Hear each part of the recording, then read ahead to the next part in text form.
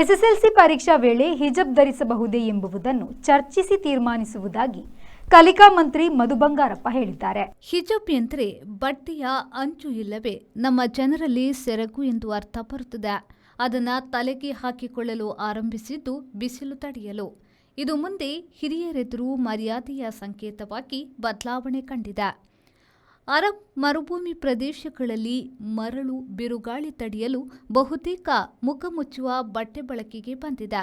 ಬಿಳಿ ಬಟ್ಟೆಯು ತುಂಬಾ ನಿಧಾನವಾಗಿ ನೆಸರ ಬಿಸಿ ಎಳೆಯುತ್ತದೆ, ಆದ್ದರಿಂದ ಅದು ಬಳಕೆಗೆ ಬಂದಿದೆ. ಕಪ್ಪು ಬಟ್ಟೆ ವೇಗವಾಗಿ ಬಿಸಿ ಎಳೆಯುತ್ತದೆ. ನಮ್ಮ ರೈತರು ಲಿಂಗಭೇದವಿಲ್ಲದೆ ಗದ್ದೆ ಕೆಲಸದಲ್ಲಿ ತಲೆ ಮುಚ್ಚುವ ಏನಾದರೂ ತೊಡುತ್ತಾರೆ. ಅದು ಬಿಸಿಲಿಗೆ ಬೇರೆ, ಮಳೆಗೆ ಬೇರೆ ಇರ್ತದೆ. ಕೆಲವು ವಿದ್ಯಾರ್ಥಿನಿಯರಲ್ಲಿ ಮೊದಲಿನಿಂದಲೂ ಹಿಜಾಬ್ ಧರಿಸುತ್ತಿದ್ರು.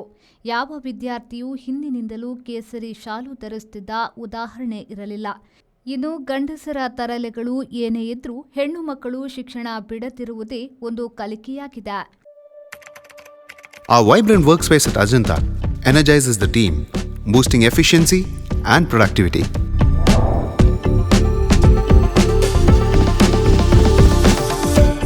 Well-designed modern conference space for important presentations with top-notch amenities, fueling our growth. We are ready to expand to Ashoka Business Center as our next upgrade. Invest in workspaces managed by Vertex. Invest smart. Invest in Mangaluru.